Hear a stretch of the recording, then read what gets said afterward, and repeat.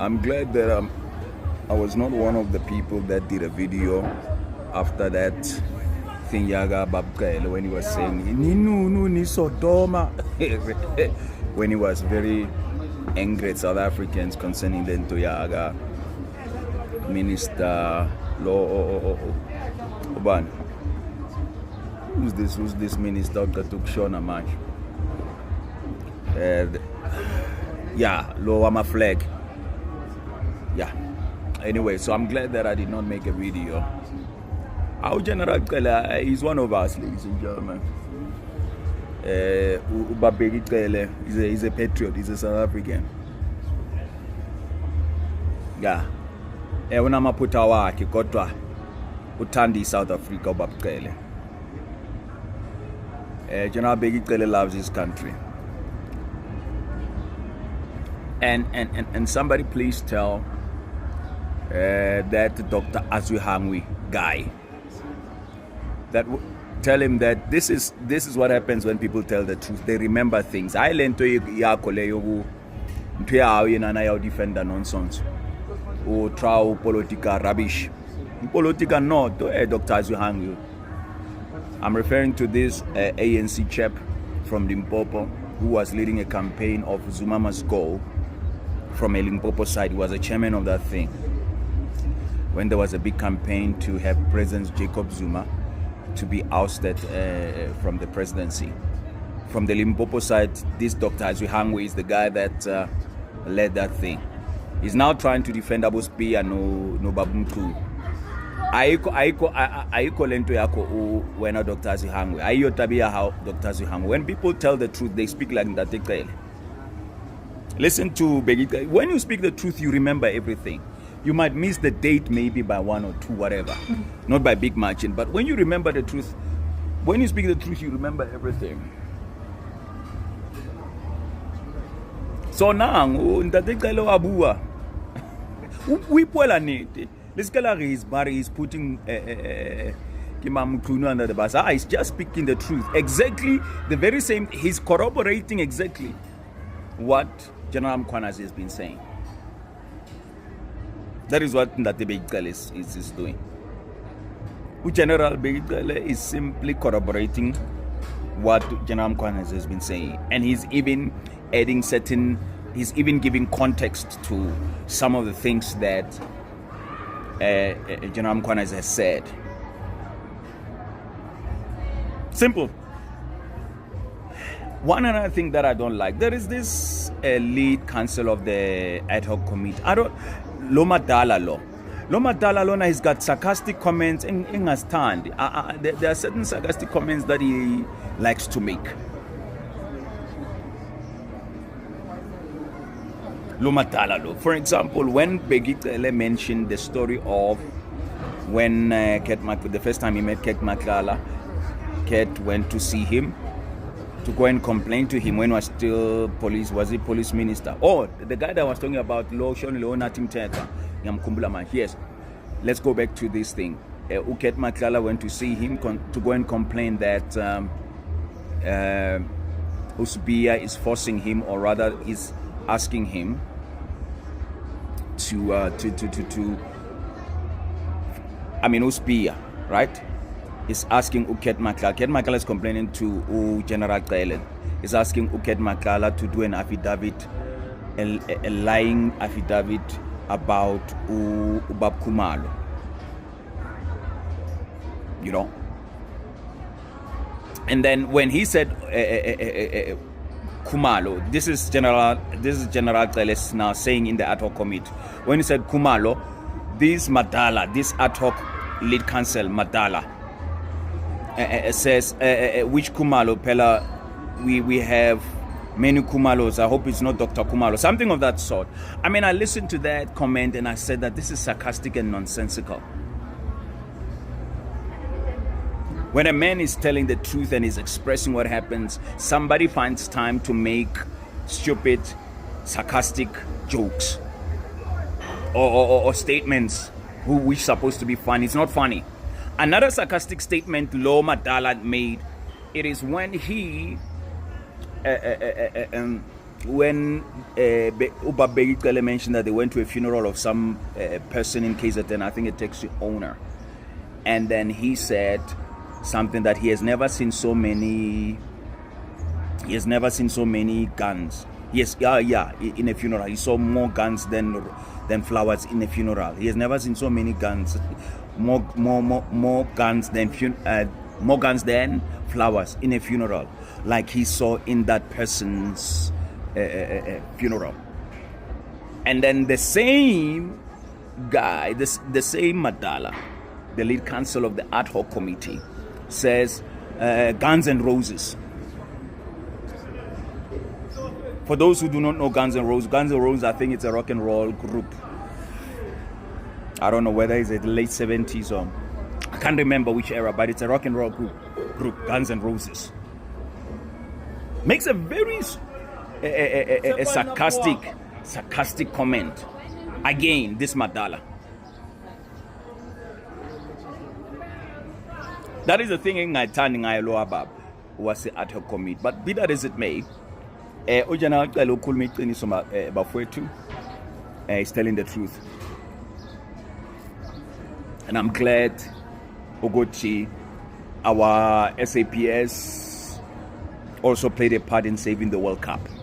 Ogochi is a lack with South Africa because there were security concerns. We are learning a lot. Babkele, salute. Asbong Babkele. Thank you, General. Bafwetu, happy weekend, Bafwetu. Joba kumgqibelo ke namhlanje Bafwetu, uMagaye izolo ubesahamba ngegiya lakhe eliqinile kakhulu. Ngisho ukuthini mangithi ubheka icele behamba ngegiya eqinile. Yini engenza ukuthi igiya lakhe ngithi liqinile? Igiya lika Magaye. Yini futhi engithokozisile ngobufakazi buka Magaye uMagaye Nunu Cele ilento yokuthi uhamba ezinyaweni zika baba uGeneral Nhlanhla Mkhwanazi, uhamba enyaweni zakhe ngqo, aphinde futhi ezohamba enyaweni zika Commissioner uMasimula, aphinde futhi ezohamba enyaweni zika Khumalo ngqo. So mawubheka manje uGeneral Mkhwanazi, uCommissioner Masimula, uGeneral Khumalo, kuphinde futhi kuzoba uyena futhi ubaba uBheki Cele. 4 ubufakazi buyahambelana exactly. Akukho lapho ubaba uCele khona abesidefenda khona noma ezama ukuthi azibonise ukuthi ungusopolitiki, kodwa ugxile kakhulu kwi-policing industry, ugxile kakhulu emaphoyiseni, waba yiphoyisa ngqo, wahamba eyintweni uze futhi wazoveza into eyavezwe ubaba uNhlanhla Mkhwanazi ukuthi iyamangaza into ye system yezomthetho ukuthi ivikela kakhulu noma ithanda kakhulu ukunakekela abantu abayiziboshwa abasemajele, ngoba abantu basemajele bezwe 13,500 ngenyanga or 13,000 ngenyanga imali abayitholayo, which means is 500 rand a day. Ebese kuthi umuntu ongaboshiwe ohleze ekhaya nomndeni wakhe ongasebenzi azothola u350 rand ngosuku, okuyimali engatheni mawuyibuka usolo akayitholi ngosuku, uyithola ngenyanga. Lo omunye oboshiwe uthola ama privilege amaningi, uthola u500 rand a day okumenza athole u13,000 ngenyanga. So bese kuthi umuntu onjengami nawe noma ohlezi nomndeni wakhe ongaboshiwe uthola u350 rand ngenyanga. Izinto lezi ezavezwa ubaba lo esimsupporta kakhulu ubaba uNhlanhla Mkhwanazi, waphinda futhi wagcizelela ukungcola kwesystem, waphinda futhi wagcizelela ukungcola kwamajaji, wakhala nangendaba yamabhayili ukuthi amabhayili iyawalimaza kakhulu amabhayili amaphoyisa iwalimaza kakhulu ukuthi amaphoyisa awenza umsebenzi awuqede umsebenzi wabuncomeke afaka abantu emajele and then uthola ukuthi abantu bazothola amabhayili baze babe kabili amabhayili azabe kathathu umuntu uthola kanjani ibhayili ibhayili u5 ekubeni ebebulala abantu uyithola kanjani ibhayili 5 times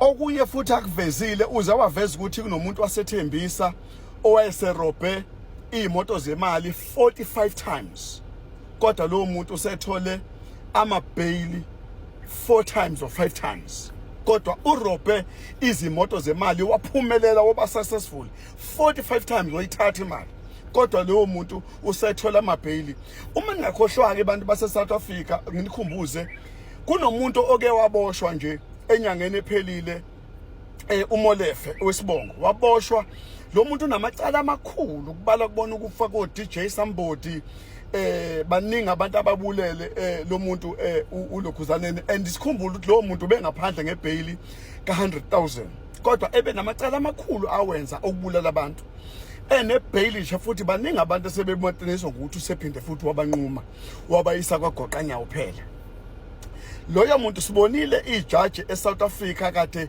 idinayiwe noma inqatshiwe ibhayili abeyifuna njobe bephinde waboshwa wenza lento ekuthiwa iappeal wayenkantolo ephakeme lapho khona afike efuna wagrantwa khona ibhayili ka400,000 and loyo muntu uyingozi esimangaliso and sikutholile ukuthi wayekade kuthiwa ethathelwe ipassport yakhe kodwa wabonakala ipassport kwathi wayishiya enkantolo waya phesheya ongcebeleka futhi nomndeni wakhe lo muntu uyingozi kakhulu unesithabathaba lapho khona kwaboshwa owathi mayeboshwa kwathola lo muntu kambe uba lo muntu kodwa kwiPA ukweze politics kwiPA sengikhohle ukuthi ubani ningixolele kancane kubantu bezepolitiki nje kakhulukazi bafowethu angixolile kakhulu bambalwa engibaziyo abaphuphula njengoba ningazi ukuthi izinto zami engikhulumayo azichemile nepolitiki azihlangene neqembu lezepolitiki futhi angishaya ipolitiki engacisho ngiveze ngakhuluma mhlawumbe ngendaba zabe abantu abaningi beze ANC ngibathande ukuthi ngishaye kakhulu makuvela bona ngoba siyabazi phela bekuyiqembu elibusayo eselineminyaka futhi lisemlandweni ngiyawazi umlando walo nipasobheke bafowethu ukuthi ningathi maniza kumina bese nizorefer kakhulukazi ezepolitiki ningangifaki kwipolitiki angithanda ukuchema na any of the politician ngizimele nje phaqa ngingumhlalo wase South Africa ngusomabhizinisi wase South Africa njengamanje sithanda ukuveza le yokuthi simbongeke manje usibonge kakhulu baba uBhekicele ukuthi ubufakazi kwakhe ufike wazovela kahle obala wavela wangaphika lutho wangafuna ukudefenda wakuveza ukuthi wahlangana noKhathi lona bizwe ukuthi uKhathi Matlala uyamazi wahlangana la eThekwini wabheka ukuthi waveza ukuthi wahlangana kanjani naye waveza izinto ayifuna kuyena ukuthi izini inani waveza futhi ukuthi lo kahle kwakune raid eyenziwe emzini wakhe kahle kodwa sekunozungu lokuthi kuboshwe uKhumalo and waveza futhi kune affidavit esizo submitwe enkantolo yokuthi kubhecwe phela uKhumalo njengoba uKhumalo namacala njengamanje abhecwayo kuona angahlangani nawo ngoba kufunakala phela ukuthi abavukeli bombuso phela baqhubeke basebenze ngobuqophololo babo so ke bafowethu indaba ke ababuceleke ingakho sithena he is our nonu and we forgive him and I forgive him whatever it is umuntu naye ama mistake akhe is an honest mistake njengomuntu naye bakwethu so ke angisho ke mina ukuthi perfect I'm still saying he's not perfect sazolalela ubufakazi I hope uzobizwa kuMadlanga ziyakhala ke bafowethu lapha kuMadlanga sikhala ngempela witness A no B no C no K zikhala ngempela lokho ebeyikhiphile kahle izinto zambombothela nje so ke ngithandile ukuba calm and collective kacele abe right uma uthi uzomdlalisa ipolitiki uzokudlalisa ipolitiki abe calm abe right abuyele back ayichaze into yakhe in details we salute you Magaye thank you so much ngokungachemi kodwa umjijelile nje phansi kwesitimela hayi ngisho phansi kwebhandi phansi kwesitimela Senzo Minister Mchunu phansi kwesitimela, indaba yokuphika kwakhe yokungazazi kwakhe ukuthi ubani wenzani, kwakungafanele adisbande i-team ngoba kaze ahlangane neformation yayo. Umongameli wayifoma kwakufuneka iye kumongameli noma ingayi kumongameli, kodwa kwakufuneka iye ku-commissioner ngoba kahlangani njengominister akangene ey'ntweni zezani zomsebenzi wezamaphoyisa ukuthi kusetshenzwa kanjani. Yena nje wayesengabiza ukuthiwa kunenkinga la nala what you're taking that, but rather than kuyiwe kuyena kwakungayiwa kumongameli wezwe uyena owamemezela eMaritzburg ukuthi kumele lento yokubulawa kwamapolitiki nento yokubulawa kwamakhosi nezinduna kanjalo imele ukuthi kudilwe nawo very decisively. Asiyithandi singabahlali bakaZulu Natal, asiyithandi singabahlali base South Africa. Siyabonga bafowethu, siyabonga General Mkhwana selokho waqala njalo ngo July 6 namanje isakhala and isitolo sakho sasimela. Siyabonga nje bonke abantu abasafakaza ubufakazi bakho abasabumela isitolo samile sisaqonde ngqo. Sinawe General Mkhwanazi, we will continue to support you General, my general. Bantu base South Africa asukumeni silwele ubulungiswa ezweni lethu ngoba ubulungiswa abukho ngendlela esimangaliso. Thank you so much. I love you all my people. Thank you. Ayibona ukwenzeka masincede nabantu akwethu babhidele nomcimbi apha wokutshintshwa kwesibongo.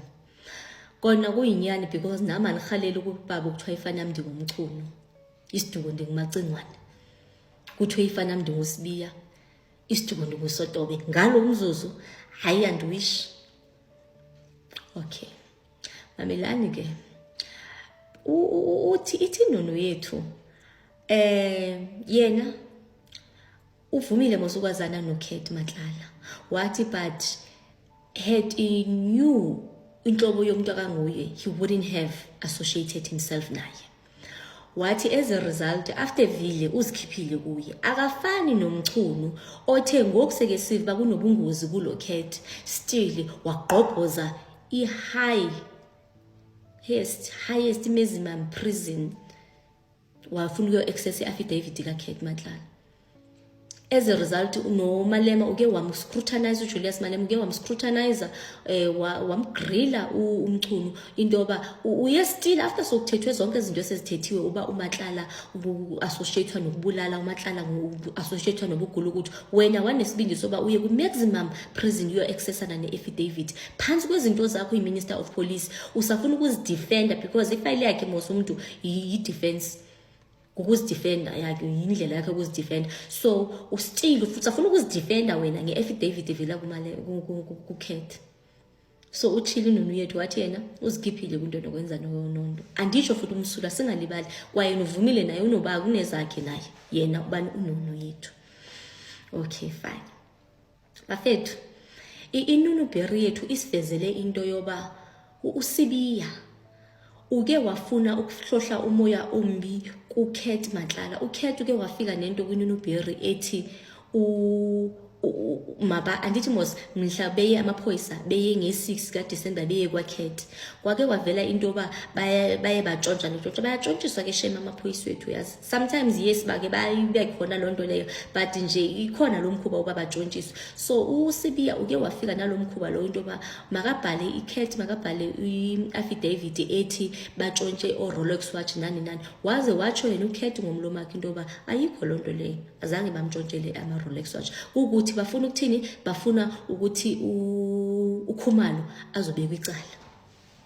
Uyithethile lonto le inunu Berry bafethu mosi usifikela namagama ngobese senior councillor sizobabiza senior councillor sesisathi ngoSC hayi ke uMary Dihas sesimbiza uAunt Mary ubaba khona uAunt Mary apha kwi-comment section zethu usixolele kuthiwa uMary Dihas singasathi Mary Dihas ethi Aunt Mary ene ibhlungu into yakhe because une-influence mos nakwi-media une-access nakwi-media. Sizayithini indaba ye-media bafethu because sidepende kuyo to be well informed.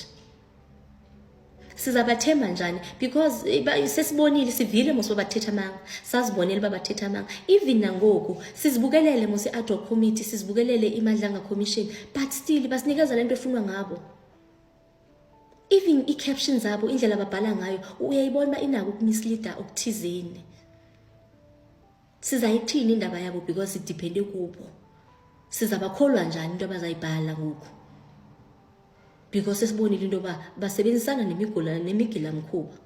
Basixelela amanga, basixelela lento efunwa into yoba imigilamkhuba siyive thina. And asiqali kuba aware uba imedia i-captured yona. Zininzi indlela ebesike saba aware ngazo, so sizayithini indaba yemedia? Ofa masibe yimedia ngokwethu, uba umuntu ukulonda wakakuyo abona into yenzakala, thatha ifoni ushoot. Bathi besixokisela usibe sesikhona sesiyazi nyana. Let's rely on ourselves, guys. Wherever you are, if ubona into yazi iba lena izakwenza breaking news, take your phone, take pictures, take videos, share them, so that whatever they say sikwazi ukuthi sibone ukuthi icontradictana nenyani. Asabathembi ke ngoku. Enesizangayibukeli kwalo TV yabo uba ngaba bazabana lamanga banawo. And asisakwazi basithi sizakhomba certain publishers, sithi certain journalists, sesizathi media. Okay. Phansi komcimbi weNunubheri. Bafethu iNunubheri be ichilo yathi uGeneral Mkhwanazi uke wathatha iSpecial Task Force. Sangu number 4.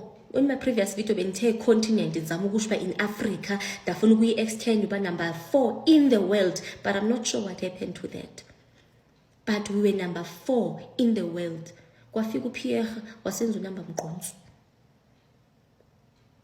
Indaba ye-SANDF bafethu andiyazi into yoba izathwane, because we can see uba intentionally bayibulala. Bayibulala lento yoba singazuba nendlela yokuzivikela, because simane sisiva kuthiwa i-Israel yangena. And siyabazi nosuba akusingabantu abayana xa sebefuna into abayifunayo bazayithatha ngendlela yabo. What are we going to do with that? Because isipende emasojeni. Phofu kwamasoja lawo aphinde athi xa wetrainiwe athathwe imigilamkhuba into yoba mabayodefendana nabo. Ininzi into ethethwe nguGeneral Cele, which is also an eye-opening. But one thing we can confirm is that he has collaborated allegations, as they say in media, zika General Mkhwanazi. Eschilo wathi noba ngathetha thini ngaye, he's a good cop. Singayilibali leyo. Simthulela umnqwazi uGeneral Mkhwanazi. As a result, noba bangafika bathi uGeneral Mkhwanazi wenzeni akenzangani, siyamxolela in advance. I remember one police officer I like is Mkhwanazi. Not because he's Mkhwanazi, not because he's beautiful or what, no. Because he knows his work. So the former Minister of Police Ubheki Cele appeared before the Parliament's ad hoc committee and made a number of shocking revelations. One of those being the fact that when SAPS completed their investigation into Anele Tembe's death, they were convinced that she was unalived and she did not unalive herself. So as you know, on the 11th of April 2021, we woke up to the news that the 22-year-old Anele Tembe, who was engaged to Ukinen Forbes, also known as AKA, who was 33 years old at the time, had passed away after falling from the 10th floor of the Pepper Club Hotel in Cape Town, and she was with Keenan in their hotel room at the time of her passing. The following year, in June of 2022, the family, the Tembe family, was informed that the NPA had decided not to prosecute anyone and that the matter should be referred for an inquest. Now, the Tembe family did not agree with this decision and wanted to appeal, and therefore wrote a letter to the head of the NPA for the whole country. They wanted them to review and to overturn this decision. Now, this letter was sent 2 weeks after the family was informed that the NPA will not be prosecuting. They made a number of shocking allegations, so I'm going to need you to listen very closely. The first allegation being that Keenan did not attend to his injured fiancée, who remained alive for approximately 20 minutes after falling. The second one being that he did not perform CPR on her or call for help, and instead Rob Stefanato, who was a complete stranger, cared enough to administer CPR and call for help in an attempt to save Anele's life.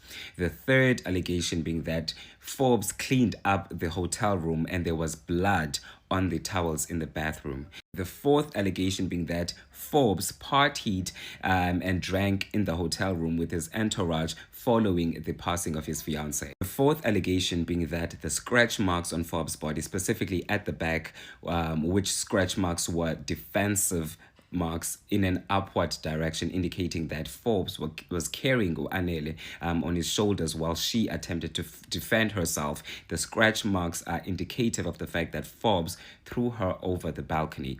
That's what this allegation is saying. They also started this letter by stating that our client, well, these are the lawyers, our client, the client being the Tembe family, finds it quite alarming that your family ignored crucial evidence which contradicts the aforementioned statements, which are from Keenan Forbes.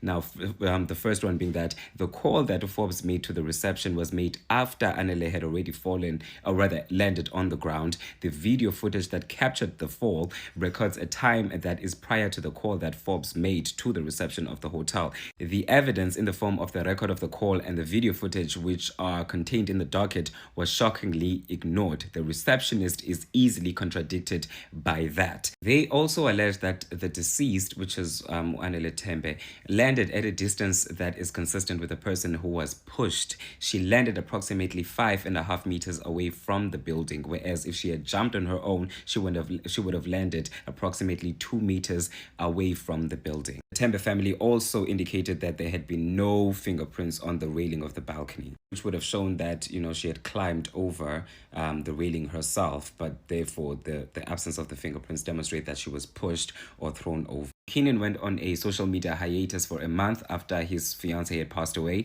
and then the next time we saw him is when he did this interview. Things took a turn for the worst when, we had gotten to a point in the argument where Anele had kind of threatened to kill herself, or to, jump off the balcony. She didn't say in those words, though. And I had called reception for security, and I kind of tried to remove myself from the situation again, and out of panic, I didn't want to be there or kind of feel that this was going to happen. I kind of wanted to remove myself from it, so I went to the bathroom. And when I came out of the bathroom, she wasn't in. So according to the former Minister of Police, Ubheki Cele, they suspected foul play after doing their investigation on the case, and they tried to get the prosecuting certificate from the NPA multiple times. However, the Western Cape Director of Public Prosecutions, this lady right here, who is Advocate Nicolette Bell, decided against prosecuting anyone for the death of Anele Tembe based on the extensive investigation which was conducted by the SAPS and prosecutors, allegedly giving the SAPS the runaround, according to Ubheki Cele. Anyway, Ubheki Cele says he even took the matter to the president to say, hey, listen, I feel like I am being undermined as your Minister of Police, possibly due to political interference in the case. And he said to Cyril Bana, listen, I feel like I am going to end up doing something that is unheard of as a Minister of Police, and support private prosecution. Now, private prosecution happens when the state, which is the NPA in this case, declines to prosecute, and then the family or a third party decides to do so privately. In order for them to do that, they need a nolle prosequi, which is an official document from the NPA which confirms that they refuse or they will not be prosecuted. Now, without this document or certificate, the family cannot proceed. Now, according to Ubheki Cele, the NPA not only refused to prosecute, they also refused to issue this document, meaning they were effectively blocking any private prosecution attempt by the Tembe family, meaning nobody could legally pursue the case. The police cannot act, and the family cannot take the matter to court either. As it currently stands, Ucele is saying that there's an inquest, and the magistrate in charge is confused as to why there was never a prosecution to begin with, because this is such a straightforward. Hello Mzansi, welcome to Mgosi Wasemzansi. People are reacting to Ubheki Cele, what he said lapana aku ad hoc committee. People are saying ukuthi Shem, as much as nine maphutha akhe, as much as nayanado takhe inunu, but ibile honest ukuthi into letiningi wakhiphile lamaningi ma-files bekangagodli certain information njengasibiya sibonile bosibiya nabonqunu bebadibhedzela nje asayikhuluma vele ndzaba yasibiya bekawes-ke yena. So people are saying ukuthi Shemi bamvile kubhekiqele as much as naye njengoba sishilo ukuthi unadoda akhe naye he's a person, he's human, he's not a saint, but bantu bathi njena lokuningi la khulumile bakuvile bambabadala phethe enkundleni yokuqhumana ukuthi hayi cha sikuvile thine mfokaqele sikuvile lokukhulumile futhi njena uzivulele emehlo ukuthi into letiningi because ukhulumena netinto lebesitisola but singakasesitive khulunywa muntu. Please do comment what you think below down on the comment section. I'll see you on the next one. I'm signing out. Goodbye.